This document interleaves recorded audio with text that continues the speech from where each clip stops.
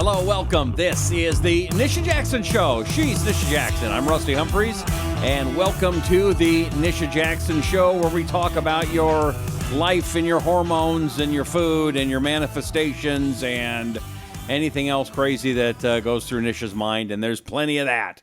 How you doing? I'm doing amazing today. Yeah, I saw you were in my old hometown of Seattle, and you were up at the Seafair. Did you see the hydroplane races? It was so cool to see those boats coming by at 180, 200 miles an hour. That was nuts. Yeah, you've never seen that before? No, and I want to be on one of them. Oh, yeah. Good luck with that. But those... Yeah, I think there's only room for one person. Yeah, hydroplane racing is a huge, huge deal in Seattle 1 week a year. And I mean, it takes over everything, and then everybody kind of forgets about it till the next year. But it's really cool for that 1 week. The weather was amazing, and it was so cool to have all those boats lined up. We were jumping from boat to boat. It was so fun. And then the Blue Angels flew in, which was spectacular. I just want to keep saying, God bless America. It was amazing. That's awesome. No, it was so beautiful. It was beautiful. Everything was beautiful. That's great. Well, it's cool. I'm glad you got to see that. That was one of my favorite times of the year when I grew up there. Yeah, I've never been to Seafair in Seattle, but I can see why people go to Seafair and then want to move to Seattle, because it's like one of 3 days the whole year that the weather's nice. Yeah, that's the bait. That's the bait, and then they get you. That is the bait. But I'll tell you, man, Seattle traffic and things have gotten crazy since I lived there, so I don't miss that. But That's pretty bad. All right, that has nothing to do with what we're talking. It does. Some of it does. I got a question for you. Yes. So I'm looking at old pictures where I'm thinner, and I look at pictures of today where I'm not thinner, and I go, I was on testosterone in that picture. I was not on testosterone in that picture. And I can tell when I was on testosterone just by the way I looked. And obviously not on it right now. Does that really affect your weight, or is that just something that happened to me for men? Well, I'm glad you asked this question, because I think there are so many men out there, Rusty, that are plagued with feeling like they're getting fat, like they're getting so much fat around the middle part of their body. And they don't necessarily feel like they're doing anything different. I mean, maybe they're drinking too much beer or something, but and of course their diet is probably not great, but testosterone plays a huge role in how men accumulate fat on their body. They can develop fat around their middle section. Their breasts can become bigger. It's called gynecomastia, and it's just not really what men want. But they don't. Not really. And so they often don't know the connection between testosterone and fat gain or weight gain with age. They don't really know the connection. And there's a really strong connection, because men with lower testosterone levels, and this can happen at a very early age too. I'm going to come back to that point I want to make about the age correlation with testosterone and why we're seeing it so much in younger men today. But often they don't realize that when testosterone levels drop at whatever age they drop at, that become, we call it insensitive to insulin. So you lose some sensitivity to insulin, and the glucose is more erratic. So we typically see higher glucose or blood sugar levels in men that have low testosterone. Okay, would that be a precursor to diabetes? Because yes, okay, yes. Mm-hmm. So low testosterone puts men at a higher risk for diabetes, because they are not only gaining weight, they're not eating well, because often there's lots of other things going on with low testosterone that makes them have more cravings, increased appetite, and elevated insulin levels. And unfortunately, with elevated insulin levels, insulin is a fat storage hormone. So when you make more insulin than you should, you're storing fat more around the middle part of your body than anywhere else on your body. So, and then unfortunately, this gets even worse, because when you're developing more fat around the middle part of your body, I keep saying the word fat, but I'm trying to really drive this point home. Yes, it's all right. You're doing good. You're not offending me at all, okay? And I know you're talking right at me, so it's okay. I'm trying not to look at you. No. Sorry. When you develop more fat around the middle part of your body, we call it visceral fat. So that's like stomach fat. When you develop more fat around the middle part of your body, those fat cells make estrogen. So then that further complicates the ratio between estrogen and testosterone for men. So their testosterone's dropping and then their estrogen's going up, because not only are they getting a little bit of what we call fatty liver, but they're storing too much fat around the middle part of their body, and their estrogen levels are going up. So is this why I have a craving to watch The Notebook tonight? I'm thinking that might have something to do with it. You might want to put a bra on and watch The Notebook. Yeah, and then turn on Magic Mike XXL. No. It's not that bad for me. No, it's not that bad. In fact, you look good, Rusty. Well, just need a little fine tuning. That's all. Listen, I do need some fine tuning, but I did notice again, and I'll full disclosure, I used to live in the same area where Nisha was, and she was my doctor, and she did a great job, and then I moved away, and I don't want to say I've completely fallen apart, but it's close, and so she's really awesome, but I have fallen off my regimen, and I think a lot of guys have. That's normal, and the thing is that I always tell men and women when they come in is, don't worry so much about, not taking your supplements or getting off of the hormones and gaining weight. The great thing about this is these are things you can change, right? You can get back on. And the really good thing about testosterone in men is they see results pretty quickly. So in regard to the fat gain, it's really something that we need to pay attention to, because when men gain fat, Rusty, they're putting themselves at risk for diabetes, which is a huge problem and leads to too late for that here. No, it leads to all sorts of long-term complications, but it also puts them at risk for heart disease, increased cardiovascular events. So we really want to get that back on track again. There is also a very strong correlation between low testosterone and inability to have optimal erections. I'm just going to get it out of my mouth right now for the whole world to hear. And when the testosterone level is low, and quit laughing. This is not funny. I'm completely off the screen right now, so you keep going. When testosterone levels are low and you're gaining weight, just having too much weight around your midsection is a problem for sexual functioning. It's a problem, because it's about blood flow. So when you have less blood flow, your sexual functioning is not going to be optimal. So all of these things are correlated. Everything is connected. So this is really important. So there are different treatments for testosterone. Are we getting into that? No. We're going to save that. No, we're not going to talk about the treatments. In fact, this is going to be a 2-part show. Okay. You don't follow instructions very well. This is a 2-part show. I'm kidding. And I want to talk about why men have low testosterone in this show. Like, what are the symptoms? Why are men experiencing low testosterone today?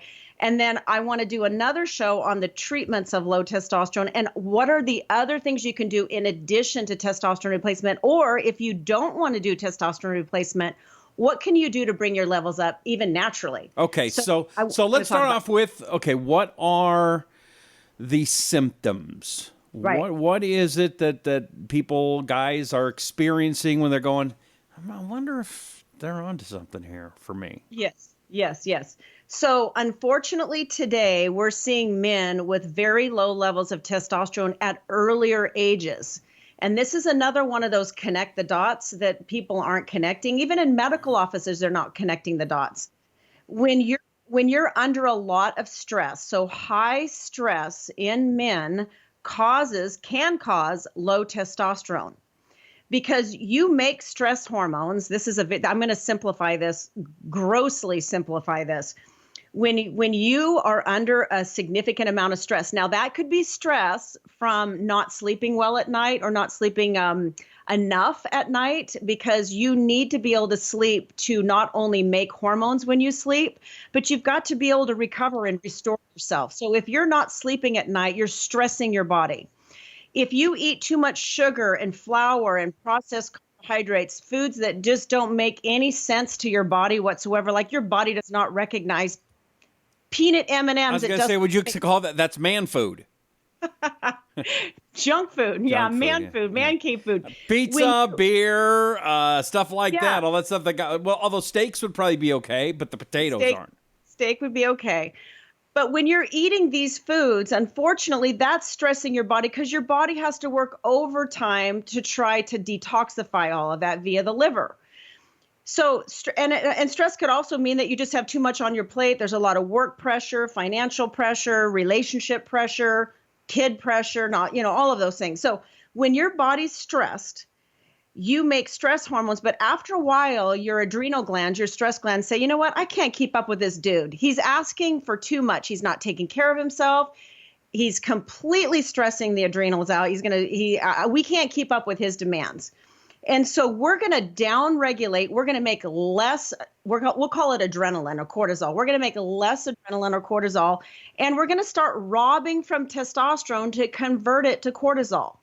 So this is part of the process why we're seeing 30-year-old men in our office today with rock bottom testosterone levels, because not only is their lifestyle really not very healthy, but they're stressing themselves out. They're not taking care of themselves, and they have too much on their plate. And what kind of things are you seeing? Is it guys that have been sitting around playing video games and they're stressed because of the video games? Is it work? Is it relationships? What? It's all of those things I just listed. They're just overly stressed, either from a poor lifestyle or situational stress. Okay. So, and unfortunately now and this gets a little deep, but unfortunately now we're starting to see sort of the onslaught of when a woman is pregnant and a woman is overly stressed during pregnancy, she can give, I'm trying to simplify this, she can give the fetus what we call adrenal hypofunction. So a suboptimal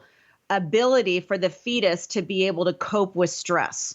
Really? So the baby actually comes into this world with an altered or a compromised ability to manage stress. So we're seeing it at day number 1.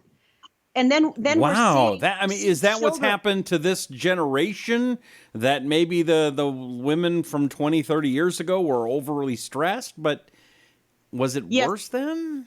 Our diet is so poor today, and what we're seeing is that children are growing up on junk food. And so now we're starting to see a generation of kids that now are growing up and in their 20s and 30s that have not been brought up on good food and good lifestyle habits. So that's a big part of it. But also, if you just look at kids today, oh my God, Rusty, can we put them into any more activities and completely stress them out? So anyway, it seems like there's two spectrums on the kids right now. It's a ton of activities or none at all. It doesn't seem like there's much in between. I totally agree. I totally 100% agree. But anyway, nevertheless, we're seeing 20 and 30-year-old men now with rock bottom testosterone levels because, again, I'm going to say it one more time, the stress glands are robbing from testosterone in order to convert it to the stress hormones that you need to manage your stress every day. Because here's the deal, Rusty, you will die without adrenal hormones. Without adrenaline and cortisol, you wouldn't survive. But you will survive without testosterone. You just feel like crap. Okay. So men do not die from low testosterone, but they would die from lack of stress hormones. So the body knows that. It's very sophisticated. It can convert hormones to life-saving hormones, so it knows how to do that. But that is why one of the reasons why we're seeing low testosterone in very young men. So back to the symptoms, because I want to go. How do I know that I have low testosterone? Right. So here's some of the symptoms of low testosterone for men. For sure, men, when they have low testosterone, one of the main presenting symptoms is they've lost their enthusiasm for life. They're irritable, they're grumpy, they're edgy, they don't feel creative anymore. They don't feel like going to work, going out at night, being with friends. They just feel like, ugh, like, what's the point? And a lot of times their significant others or their wives are bringing them into the office because they're like, I can't deal with this guy anymore. He's like, he doesn't want to do anything. So that's a really big thing because you have testosterone receptors all over your brain. So it has a lot to do with your zest for life and your enthusiasm and your vigor, right? So we see that a lot. And it's hard for men to put their finger on it because they're not usually like touchy-feely about all that, like coming in, because women could go on for hours in the office talking about that. But men, it's really hard for them to put their finger on it. And it's kind of an insidious onset, right? This is something that happens over a period of time. So it's not like you wake up one day and say, I don't feel very enthused, you know? So that's a big thing. Yeah, I noticed that my girlfriend at the time would say, you know, why are you angry all the time? Or why are you doing this? It's like, I don't know what you're talking about. I'm fine. Leave me alone. I just want to watch TV. There's good stuff on. Leave me alone. Or something like that. Yeah, exactly. Right. And that would be an indicator. Yes, anger outbursts could be a big indicator of low testosterone. Anger outbursts, like flying off the handle for no reason. You'd think that having more testosterone would make you angrier, but you're saying less does. Yeah, I think that's a myth that high testosterone is certainly like skyrocketing testosterone levels can make you snap too, but not optimal testosterone, because testosterone this is true for women also. So all you women listening, you could have low testosterone if you're flying off the handle, because testosterone, it gives you emotional strength and it gives you physical strength. So, and it gives you emotional strength to deal with stress and deal with problems. And so what happens is with low testosterone, you do fly off the handle because you're not managing your stress very well. You know, everything's like a big deal. So stress, anxiety, nervousness, a lot of men have a lot of anxiety. All of a sudden they can't focus. Their concentration and memory is in the tank. Mm-hmm. They have problems with, like we said, irritability. And this is very frustrating for men because they often, like I said earlier, they can't articulate this. They some of them can, but a lot of men can't. They think, oh, it's just because I didn't sleep very good last night. Or it's just because, you know, I'm getting older, or, you know, my dad was like this, or, you know, I have two older brothers and they're like this. It just runs in the family. And they can't quite say, no, this is unacceptable. I am not going to be 40, 50, 60 years old and feel like this. I don't want to spend half my life feeling like this. Men are usually not saying that. Somebody else is usually dragging them in. Okay. But that's why I think it's important, Rusty, that we educate men about these things, because they need to start connecting the dots and figuring out that this is not just about sex. This is not just about sexual function. This is not just about losing weight. Testosterone is life-saving for men, and we do not want men to spend 2/3 or half their life with low testosterone, because it's completely unhealthy for them to do so. Okay, so let's take let's end the show now, right? You want to end the show now and then get to the next thing, or you're still in the middle of something? No, I'm not even halfway through the symptoms of low testosterone. Really? I thought that was it. I thought the boobs and the attitude, and that was it. There's more? There's so much more. Okay. Obviously, I'm low right now. One of the big ones is exhaustion. Men feel exhausted when their testosterone's low. Yeah. And a really big one is two things. Waking up in the morning and not feeling rested, because when you have low testosterone as a man, you're probably not sleeping well. I totally know what you're talking about right now. Totally. Like, I got up at like 9:30 this morning and went, oh my gosh, I'm exhausted. What, 9:30? Oh my gosh.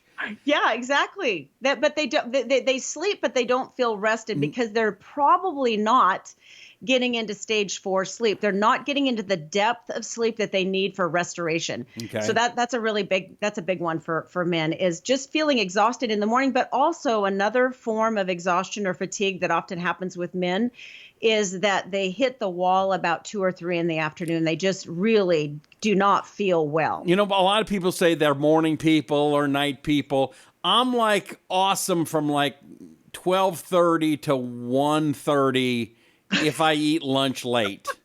That's kind of my prime. Obviously, you that's have not like, good. you have like 1 hour of prime a day? That's what I'm saying. Yeah, I got 1 hour where I'm firing on all cylinders, and 23 hours,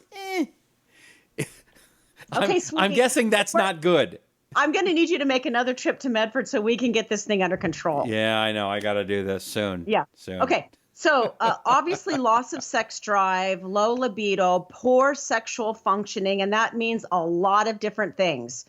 You don't have to have full-blown ED to have a correlation between low testosterone and sexual functioning. It could just be partial ED. It could be a little bit of ED. It could just be that it's not the way it used to be. So I'm not going to get super graphic about that on this podcast, but I think you know what I'm saying, is that sexual functioning is inhibited with low testosterone because it is about blood flow, and optimal testosterone actually improves blood flow.